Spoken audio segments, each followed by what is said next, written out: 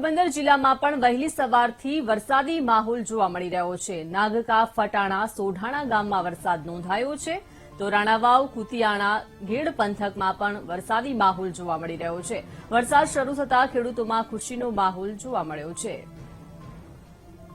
તો હાલ વાવણી લાયક વરસાદ થઈ રહ્યો છે અને જેના કારણે ખેડૂતો ખુશખુશાલ જોવા મળી રહ્યા છે। પોરબંદર જિલ્લામાં પણ વહેલી સવારથી વરસાદી માહોલ જોવા મળી રહ્યો છે। નાગકા, ફટાણા, સોઢાણામાં વરસાદ નોંધાયો છે। વધુ માહિતી સાથે સંવાદદાતા ચેતન જોડાઈ ગયા છે। ચેતન, પોરબંદર જિલ્લામાં વહેલી સવારથી જ વરસાદી માહોલ છે, ખેડૂતો ખુશખુશાલ છે। વહેલી સવારથી જ પોરબંદરમાં જે વરસાદનો માહોલ જામ્યો છે। ગઈ રાત્રે વરસાદી ઝાપટા બાદ અત્યારે વહેલી સવારથી જ જે કહેવાય ધોધમાર વરસાદ પડ્યો છે તેને લઈને ખેડૂતોમાં પણ ખુશીનો માહોલ છવાયો છે।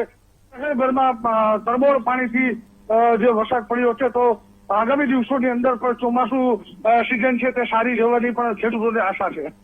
જી આભાર ચેતન, વિગત આપવા બદલ।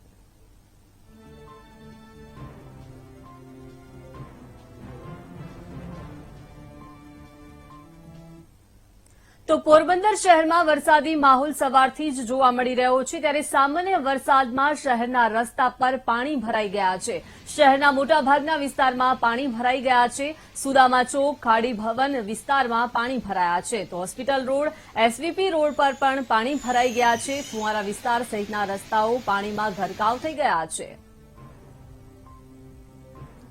વધુ માહિતી સાથે સંવાદદાતા ચેતન જોડાઈ ગયા છે। ચેતન, પોરબંદરમાં વહેલી સવારથી જ વરસાદી માહોલ છે અને આ સામાન્ય વરસાદમાં જ વિવિધ વિસ્તારોમાં પાણી ભરાયા છે, લોકોને કેવી હાલાકી પડી રહી છે? વહેલી સવારથી જે વરસાદ પડી રહ્યો છે તેને લઈને પોરબંદર શહેરમાં જે તરબોળ પાણી ભર્યા છે। શહેરના અનેક વિસ્તારોમાં જે કહેવાય કે પાણીના નદીઓ વહેતી હોય તે રીતે પાણી ભરાયા છે। પોરબંદરના મુખ્ય માર્ગો કહેવાય એમસી રોડ, સુદામા ચોક સહિતના વિસ્તારોની અંદર ખૂબ જ મોટી પ્રમાણમાં પાણી ભરાઈ જતા લોકો મુશ્કેલીમાં મુકાયા છે। જી આભાર ચેતન, વિગત આપવા બદલ।